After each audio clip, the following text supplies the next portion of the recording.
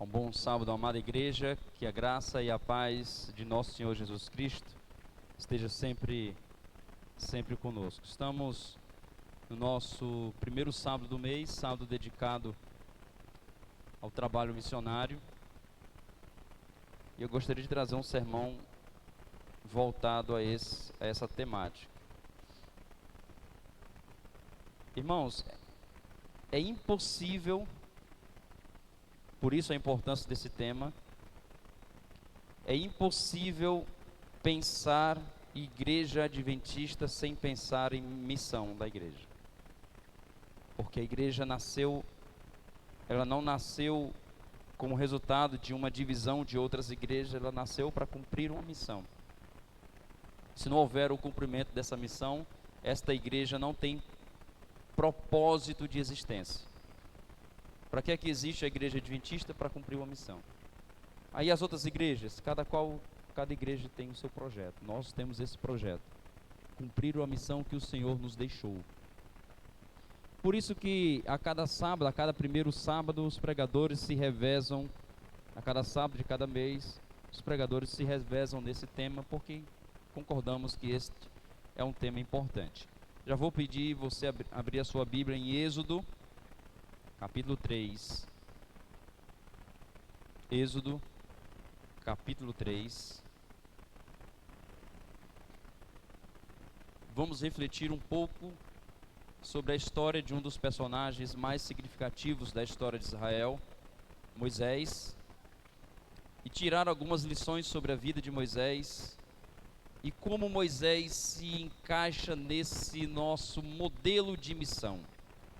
O que Moisés tem a ver com a nossa visão ou com aquilo que Deus espera da atuação da igreja como um corpo missionário? Então, capítulo 3 de Êxodo. Enquanto você está aí com a sua Bíblia aberta ou abrindo a sua Bíblia, entenda que é impossível você carregar o título de cristão adventista e não ser missionário. De alguma forma, é preciso haver, na sua vivência, é preciso haver a necessidade de ter um propósito dentro do que a gente chama de corpo de Cristo. E o seu propósito não é apenas sentar nos bancos da igreja, uma vez por semana ou duas vezes. E o seu propósito não é cantar aqui na igreja alguns hinos bonitos quando você vem. E o seu propósito de vida também não é colocar algumas moedas ou algumas cédulas na salva, quando a salva passa. Você tem um propósito, e é isso que torna a beleza da missão, é que o Deus do céu tem um propósito. E nós poderíamos dizer, nós vamos já ver no texto que nós vamos avaliar, que antes de você, ou antes de Deus lhe tornar um missionário, Deus já era um missionário. E eu digo mais, a nossa missão se inicia porque nós temos o protótipo, um modelo de um Deus missionário. Vamos ler o texto? Capítulo 3. Nós temos Moisés. Antes de ler um texto, deixa eu dizer, vamos fazer uma revisão sobre a vida de Moisés. Moisés é um personagem na história de Israel e nós vamos dividir a vida de Moisés em 3 partes. Nós temos a primeira parte, onde Moisés, nascido no Egito, ele é criado na corte de Faraó. E sendo ele criado na corte de Faraó, ele é criado sob a perspectiva do Egito. Ele é criado aprendendo a língua do Egito, ele é criado aprendendo a cultura do Egito, ele conhece a religião do Egito, ele conhece a geografia do Egito, tudo na cabeça dele é Egito, porque ele foi criado sob a ótica dos egípcios. Sendo assim, Moisés, até esse período, essa primeira fase da vida, a gente poderia considerá-lo um egípcio. Ele se pintava como egípcio, ele se vestia como egípcio, ele adorava os deuses do Egito. Talvez isso poderia escandalizar alguns. Era a fase onde Moisés se olhava no espelho e olhava-se no espelho como um príncipe do Egito. Ele olhava-se no espelho e se identificava com o palácio real, com a cultura que lhe foi transmitida, e ele vivia de acordo com esta cultura. Nada de diferente, nada de estranho, nada de escandaloso na vida de Moisés. Ele estava apenas perambulando na cultura que lhe havia sido transmitida. Moisés era nessa fase um egípcio por convicção. Em algum momento da vida, alguém disse para ele que ele não era egípcio ele era egípcio apenas de nascença, mas ele tinha o sangue israelita. Alguém disse para ele que ele não era um egípcio de sangue. Em algum momento alguém olhou para ele, não sei em qual momento, a Bíblia não descreve o momento exato, mas em algum momento ele não se identificou mais como Egito. Em algum momento uma grande interrogação foi colocada no coração de Moisés. Toda a sua cultura foi questionada por ele. Ele passou a olhar os escravos e de alguma forma, ele passou a se identificar com os escravos. Ele estava agora entre duas culturas. Havia um conflito entre duas culturas.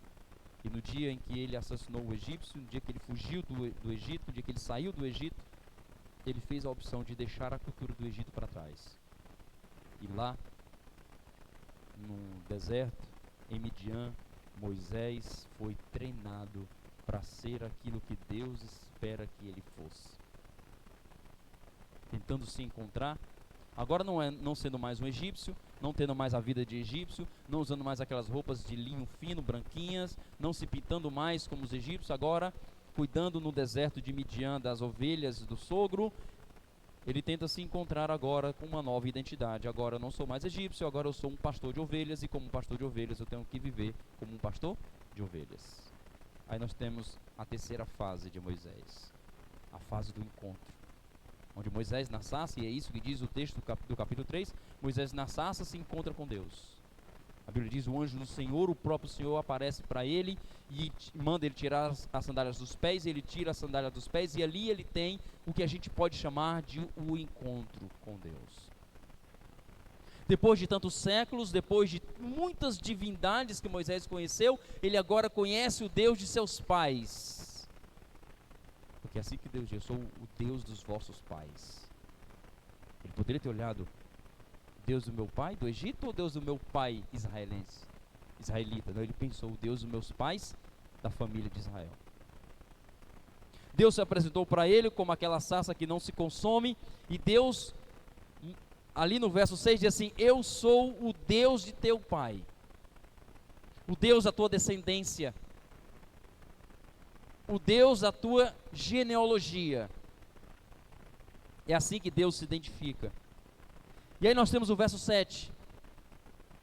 Disse ainda o Senhor: certamente eu vi a aflição do meu povo, que está no Egito, e eu vi o seu clamor, e por causa dos seus exatores conheço-lhe o sofrimento. Por isso desci a fim de livrá-lo da mão dos egípcios, e para fazê-lo subir daquela terra a uma terra boa e ampla, terra que emana leite e mel, o lugar do cananeu, do eteu, do amorreu. E assim nós temos os textos. Verso 9: pois o clamor dos filhos de Israel chegou até mim, diz o Senhor. Muito bem. Aqui começa a terceira fase da vida de Moisés. Nós temos uma fase onde Moisés se identifica com o Egito, e nós temos outra fase onde Moisés não se identifica com quase nada, e nós temos uma fase, a fase do encontro, onde Moisés se identifica com o projeto de Deus. E Deus automaticamente, já no verso 10 disse: vem agora, eu te enviarei a quem? A Faraó. Eu te enviarei a Faraó. E aí nós temos aqui, nessa história, nesses poucos versos, o protótipo de missão que Deus necessita que tenhamos. Deus espera que tenhamos. Primeiro, Deus espera que você, e Deus deseja, que você cumpra a missão que é dele. É dele a missão de salvar o mundo. É dele a missão de regenerar o mundo. É de Deus a missão de instaurar o reino de Deus. É dele. Mas ele convida pessoas falhas, pessoas que são imergidas na mentira, como era Moisés quando era um egípcio, e pessoas que tenham dúvidas, como Moisés teve na sua segunda fase. E essas dúvidas não devem atrapalhar, porque essas dúvidas fazem parte da existência humana, e Deus o sabe, e Deus usa essas dificuldades que nós temos, Deus usa as nossas dúvidas para nos colocar num projeto maior. Foi assim que aconteceu com Moisés. Enquanto Moisés estava com as suas grandes interrogações, enquanto Moisés não sabia o que era, de onde ele havia vindo, e quando as dúvidas preenchiam o coração de Moisés, foi lá que Deus encheu o coração de Moisés com uma certeza: eu tenho um plano para você, eu tenho um propósito de vida para você. Você passou 40 anos na primeira fase, e agora está quase 40 na segunda. Eu quero lhe dar mais 40 na sua terceira fase. A fase mais significativa da vida de Moisés é onde Moisés de fato é lembrado, porque nos livros de história e nas arqueologias ninguém jamais encontrou nenhum detalhe sobre a vida de Moisés enquanto ele estava no Egito. A vida de Moisés foi apagada da história do Egito. Não existe nenhuma referência histórica da presença de Moisés no Egito. Assim como no deserto de Midian, não existe nenhuma referência histórica de que Moisés passou pelo Egito, pela terra de Midian. Mas existem registros abundantes da terceira fase de Moisés, quando ele se encontrou com Deus e quando Deus lhe deu um propósito de vida. E qual era o propósito de vida que Deus deu para Moisés? Vem, porque eu vou te enviar a Faraó. E o propósito que Deus tinha de livrar um grupo de escravos e levá-los para uma terra boa, que emanava leite e mel, Moisés era e seria o instrumento desse propósito, o instrumento dessa missão. E Moisés passou 40 anos apaixonado por esta missão. Moisés dormia, respirava, comia esta missão. Isso era o propósito da sua vida. Foi só na terceira fase da vida de Moisés que a vida dele passou a ter sentido. Enquanto ele estava no Egito, aquelas pirâmides para ele não faziam sentido, porque as pessoas iam e morriam e as pirâmides continuavam. Onde as pessoas registravam seus nomes nas paredes, mas a poeira e o tempo e a erosão iriam comer os nomes naquelas paredes. Outros povos iriam destruir o Egito, como sempre acontecia. Nada sobreviveu, alguns poucos pedaços de pedra sobreviveram com alguns poucos pedaços de história. A segunda fase de Moisés também foi cheia de interrogações, mas a terceira fase da vida de Moisés foi a fase que definiu este homem. Foi a fase que começa depois do encontro. E aí onde entra a beleza da missão, queridos.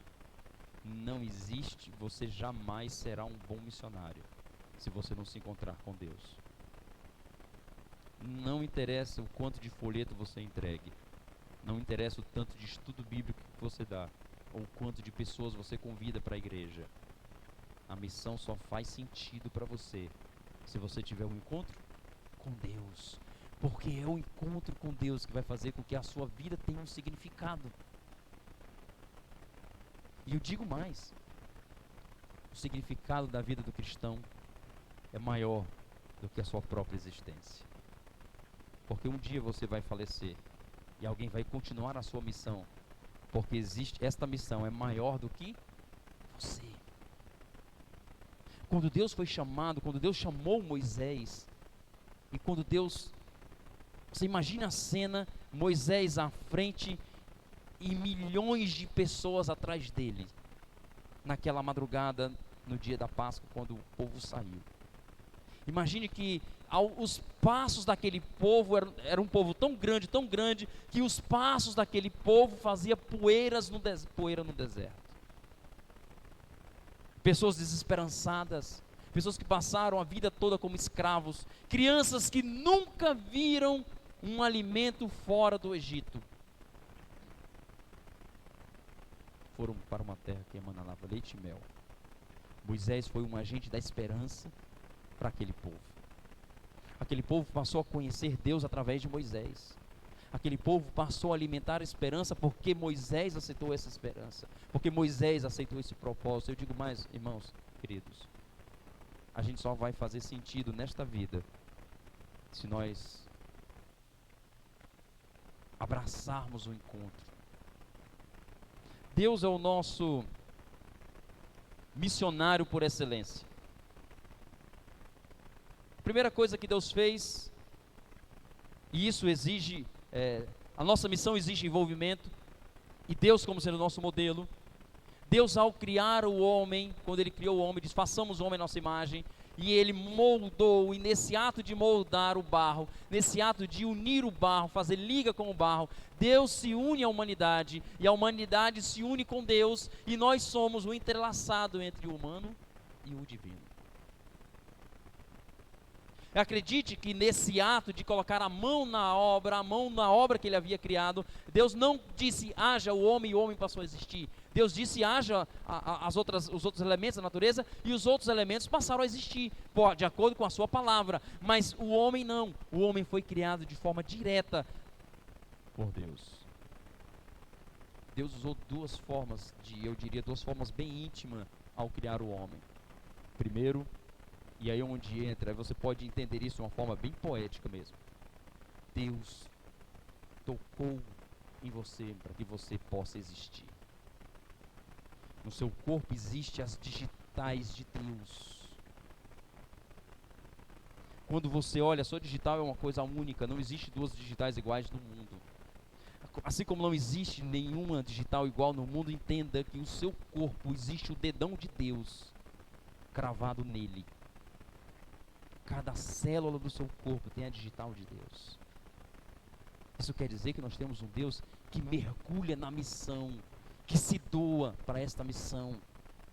Um Deus que de forma íntima, Ele mergulha tão profundamente a ponto de deixar um pedaço dele nesta missão.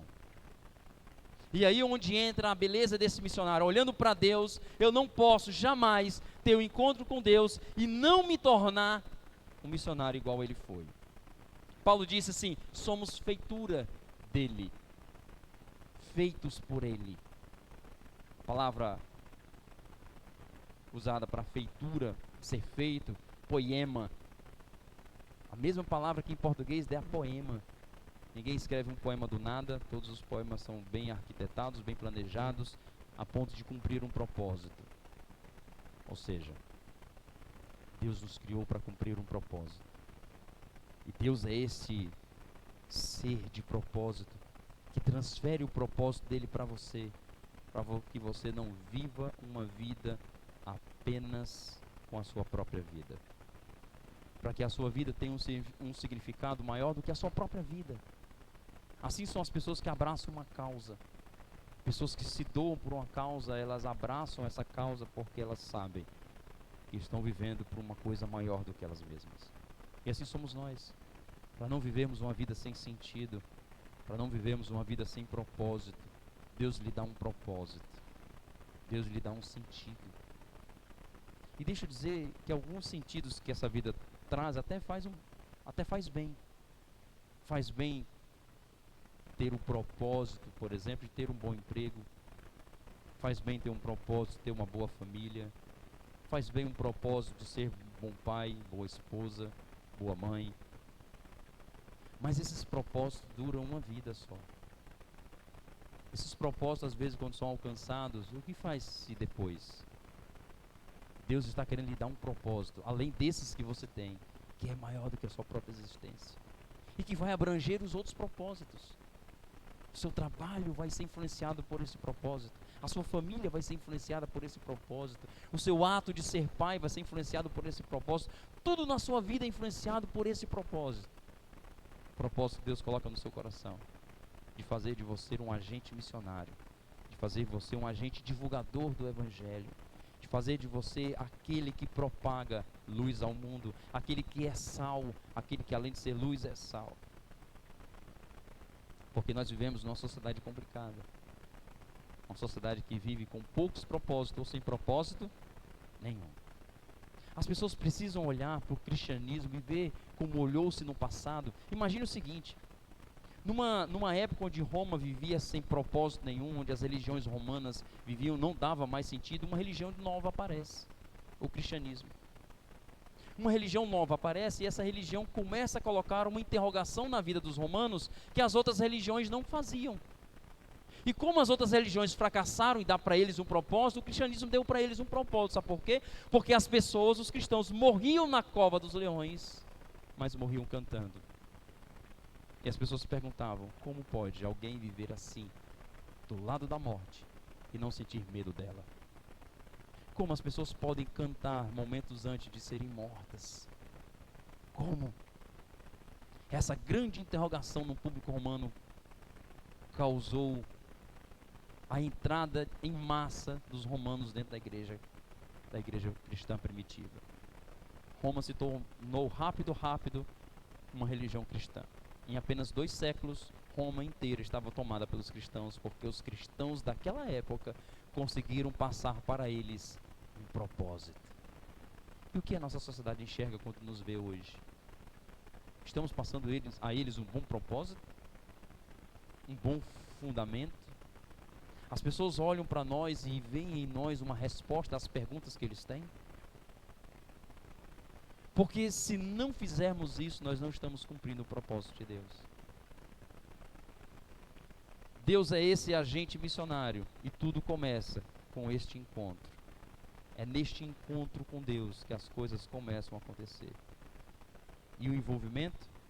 Imagine, tendo Deus como propósito, nesse texto que nós lemos, nós vimos 3 ações de Deus que nos mostram o tamanho do envolvimento de Deus nessa missão. E eu diria que esse tamanho, esse modelo de Deus, de envolvimento de Deus, ele precisa ser compartilhado por todos. Por exemplo, ele diz assim: eu ouvi o clamor do meu povo. Eu ouvi a aflição do meu povo. Aqui é Deus lá de cima, por isso que ele disse, eu desci. É Deus lá de cima, olha para o seu povo e percebe que o povo está em aflição. A missão de Deus inicia-se pela percepção. Deus percebe a aflição do povo. Deus percebe que há alguma coisa para ser feita. Deus percebe que a sua herança, que a sua criação não está do jeito que ele deixou. Deus percebe que o propósito que ele havia dado a Abraão, a Isaac e a Jacó não estava sendo realizado, que o povo escravo do Egito já não cumpria mais o propósito da missão que Deus queria para eles. E aí Deus olha, percebe. Perceber, irmãos, é o primeiro passo para se cumprir a missão. Você percebe que existe alguma coisa para ser feita. Você olha na igreja e percebe que está faltando alguma coisa. E você diz, eu vou fazer o que precisa ser feito. Você olha para a sua comunidade e percebe que alguma coisa está acontecendo. Você olha para o seu vizinho e percebe que alguma coisa errada está acontecendo. Você percebe. E no ato de perceber, irmãos, o ato de perceber exige de você uma resposta. Quando você percebe que alguma coisa não está errada, você tem 2 respostas para dar. Ou você cruza os braços e não faz nada, ou você arregaça as mangas e faz alguma coisa. Pois é, Deus escolheu essa segunda opção. Viu que o povo não cumpria mais o seu propósito. Viu que aquela criação que ele havia feito, viu que a obra das suas mãos, viu que o plano que ele havia dado a Abraão, a Isaac e a Jacó não estava sendo cumprido, e se ele não fizesse nada, se Deus não fizesse nada, o propósito não seria cumprido. Deus percebe a aflição do povo. Nós, para sermos esse missionário que Deus exige que sejamos, precisamos perceber que existe um problema, e existe um problema. E nós, na maioria das vezes, como alguém que percebe os problemas da sociedade, os problemas dos nossos familiares, os problemas dos nossos vizinhos, quando nós percebemos o problema, muitas vezes nós cruzamos os braços, e cruzando os braços, nós estamos anulando, cancelando o projeto de Deus. Diz, é possível nós, por exemplo, atrasarmos o plano de Deus? É possível. É impossível a gente desfazer o plano de Deus, mas é possível atrasá-lo.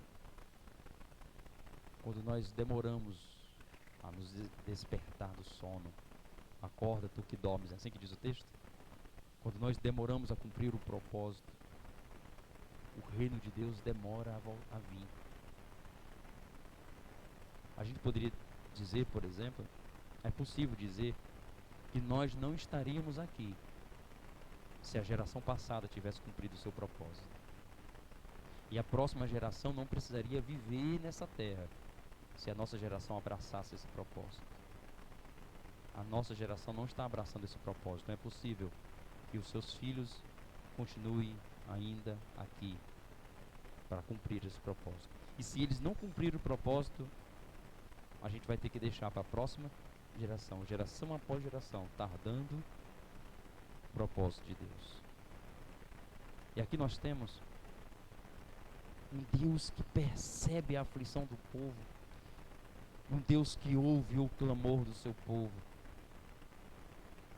e um Deus que diz: eu vou livrá-los. Mandou Moisés sair de Midian e ir para o Egito. Não existe missão em Midian. Não existe missão dentro da igreja. A missão é feita fora da igreja. A missão é feita no Egito. A missão é feita lá, no local onde os deuses pagãos reinam. A missão é lá onde a música pagã reina. É lá onde a religião pagã toma conta. É lá que os costumes pagãos tomam conta. É lá que a ética moral pagã toma conta. É lá onde as pessoas vivem a vida promíscua. É lá a missão. É no submundo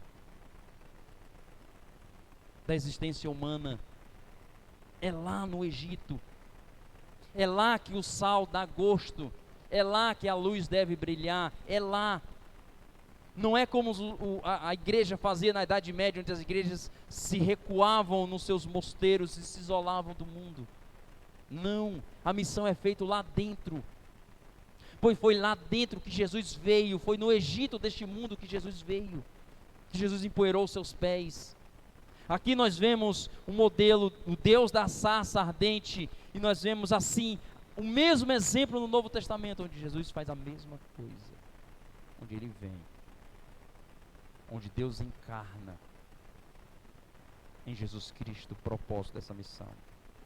Ele vem e dá para 12 homens um propósito de vida. E 12 homens mergulhados nesse propósito se espalham pelo mundo e vão transferindo esse propósito de vida, e aqui nós estamos. Se nós, como cristãos, não nos apaixonarmos por esta missão, essa igreja vai continuar aqui por muitos e muitos anos. Entra governo e sai governo e as coisas não vão mudar nunca. Não interessa, não importa quem você coloque na presidência, as coisas só mudam quando a igreja cumpre o seu propósito. É quando nós temos um encontro com Deus. E deixa eu dizer um detalhe, vamos encerrar. Tem pessoas que tornam encontros com Deus modelos. Tem que ser assim, tem que ser assado. Se não for assim, não é encontro. Deixa eu dizer um detalhe para você. O encontro com Deus é tão individual como é individual a sua existência. Não existe um modelo de encontro para todo mundo. Nós lemos o encontro de Moisés, mas o encontro da sarça não é necessariamente o seu encontro. Vários personagens têm vários encontros diferentes com Deus. Eu tenho um detalhe: você vai ter o seu encontro com Deus. Se não teve, vai ter diferente do meu. Porque Deus nos encontra de formas diferentes, porque nós somos pessoas diferentes. O encontro é personalizado. O encontro é diferenciado. Às vezes, só se precisa de um instrumento. Alguém foi lá em casa e me ofereceu um estudo bíblico. Mas ele não me fez me encontrar com Deus. O meu encontro com Deus foi uma escolha minha. E está sendo uma escolha minha, porque encontro com Deus não é um ato pontual, é um processo. Encontro com Deus não é um ato pontual. Outra verdade do encontro. Encontro com Deus é um processo, acontece todos os dias. E deixa eu dizer um detalhe para você. Não existe e jamais existirá uma igreja missionária sem um encontro com Deus. Então nós não precisamos, nós não podemos, nós não devemos investir na igreja missionária. Nós não devemos investir necessariamente nos evangelismos, nos treinamentos. Temos que investir onde? No encontro com Deus. Se nós fizermos com que os nossos irmãos se encontrem com Deus, deixe que cada um deste encontro saia com a necessidade de estar apaixonado por esta missão. E com essa necessidade de estar apaixonado por esta missão, não precisará e jamais precisará a gente viver sobre essas quatro paredes, achando que estamos cumprindo a missão de Deus só porque estamos aqui. A missão de Deus é lá fora, como Jesus Cristo veio e abraçou os excluídos e deu a mão aos excluídos, aos marginalizados, às pessoas que tinham uma grande interrogação se Deus as amava. E Jesus veio provar para essas pessoas que Deus as amava tanto que Jesus foi capaz de tocar um leproso. Você não tem noção do que é tocar um leproso. A sensação de um leproso de ser tocado por Deus. Jesus era alguém apaixonado por essa missão. E nós precisamos nos apaixonar por Jesus, para também nos apaixonarmos por essa missão. O amor de Deus precisa nos envolver. Por isso nós cantamos Sublime Amor. Todas as vezes que você entende um pouquinho mais desse sublime amor, é impossível olhar para o próximo e não olhar para ele pensando: a missão da minha vida é mostrar que Jesus ama esta pessoa. Essa é a missão da sua vida. A missão da sua vida não é amar a Deus só, porque o amor de Deus não para no ato de amar. O amor de Deus é uma ação. Amor é um verbo, e verbo indica ação. Você ama a Deus e mostra, e precisa mostrar para as outras pessoas o tamanho do amor de Deus. Essa é a sua missão. Esse é o seu propósito. Transformar o amor de Deus em uma ação. Como é que eu vou fazer isso? Não sei. Descubra você. Eu sei que você precisa se apaixonar por esse Deus, para se apaixonar por esta missão. E se apaixonando por esse Deus, se apaixonar por uma missão, pela missão dele, não vai ser difícil. E assim, quando esta igreja e as demais igrejas passarem por este processo, Jesus volta em nossa geração. Aí nós estaremos no céu, na certeza de nós cumprimos o propósito que Deus reservou para nós. Rapaz, vamos fazer um propósito agora sim. O irmão Leone vai cantar. Já está por ali. O irmão Leone vai cantar. Eu não costumo fazer apelos, costume meu, mas eu vou fazer um apelo para você hoje. Você que é adventista do sétimo dia, hoje. E você que não é. Mas você que deseja ser parte desta missão, ser parte desse propósito, de ajudar ao povo lá fora a encontrar Jesus e esperar Jesus voltar, junto conosco aqui, que estamos esperando Jesus voltar. E você que deseja, que acha que em algum momento da vida, agora, não está necessariamente cumprindo esse propósito, que está faltando alguma coisa, que a gente sempre sabe que está faltando alguma coisa. Se você achar que está faltando alguma coisa, o irmão Leone vai cantar. Eu vou pedir que você reflita sobre a sua vida e tome uma decisão hoje. Diga: Senhor, eu hoje quero cumprir o teu propósito. Não sei o que eu vou fazer, isso já não é mais comigo, nem é mais só com você. Deus vai lhe dar o real propósito da sua vida. Precisa que você tome uma decisão. E hoje o propósito nosso é que você se encontre com Deus e que Ele faça, que Ele diga para você aquilo que Ele quer que você faça. E Ele o fará.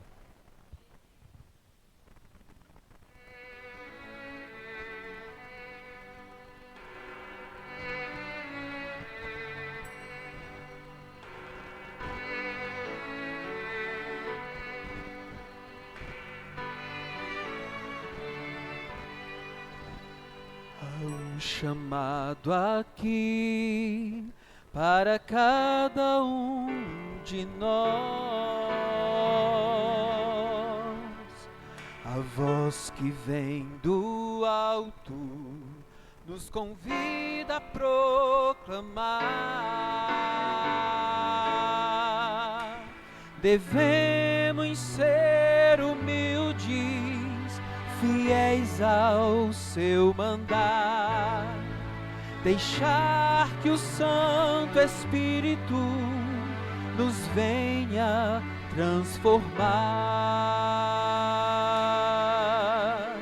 Nós somos estrangeiros nessa terra tão hostil,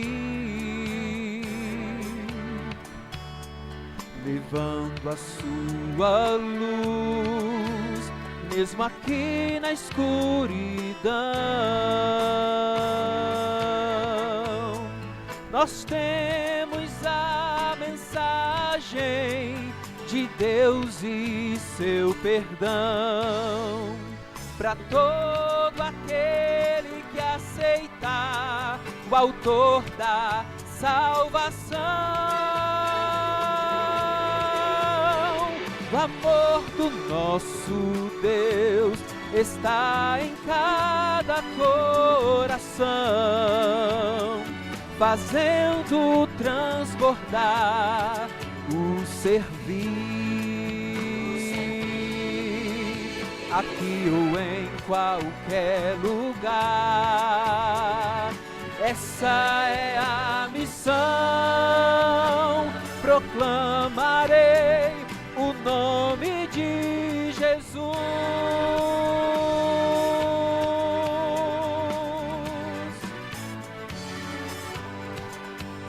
Como a chama de uma vela, lentamente a consumir. Nós somos sua luz, mesmo aqui na escuridão.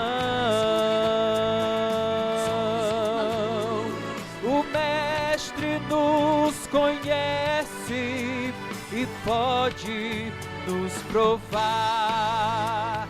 Então a sua luz em nós mais forte brilhará.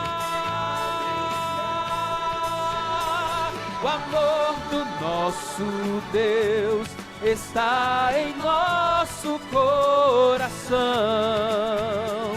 fazendo transportar o servir,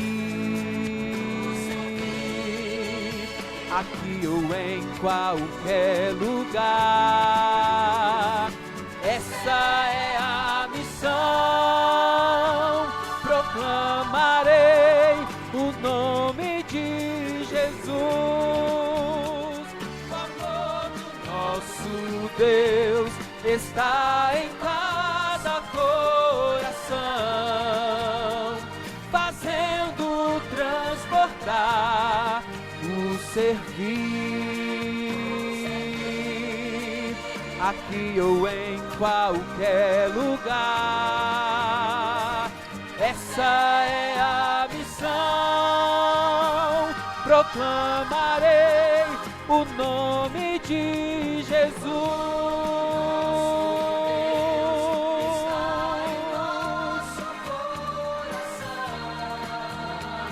Fazendo transportar o servir, aqui ou em qualquer lugar. essa é a missão. Proclamarei o nome de Jesus. Proclamarei o nome de Jesus.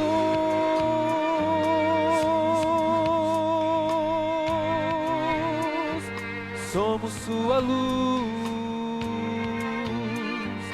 somos uma luz.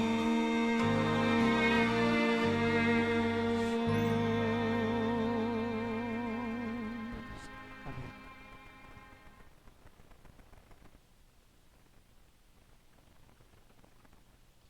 Obrigado, Senhor, porque o Senhor nos chama e nos convida a fazermos parte de um exército poderoso que marcha sobre a terra, um exército proclamador das tuas verdades, um exército que anuncia que breve Jesus voltará, um exército que anuncia a esperança, a graça. Para isso, precisamos do encontro com o anunciador desta graça, o anunciador desta mesma esperança. Precisamos mergulhar dentro desta missão, mergulhando dentro do coração de Deus. Quanto mais dele conhecemos, mais fascinados, mais próximos estamos de cumprir esse propósito de um dia estarmos todos juntos no local que o Senhor já tem para cada um de nós, projetado, organizado, esperando apenas a nossa presença. Mas temos uma missão. Nossa missão não é estar lá só. Nossa missão é juntar um grupo de pessoas para estar lá. Precisamos de mais pessoas. Precisamos anunciar para mais pessoas. Pessoas carentes, familiares, amigos, que estão carecidos dessa esperança, que nós a temos e precisamos divulgar, proclamar, anunciar. E aqui estamos, decididos a isso fazer, decididos a fazer a nossa parte. Nós agradecemos por esta missão. Que o Senhor nos abençoe, que o Senhor nos guarde, que o Senhor tenha o rosto voltado sobre nós e tenha misericórdia de nós. Que o Senhor sobre nós levante o rosto e nos dê a paz. Em nome de Jesus. Amém.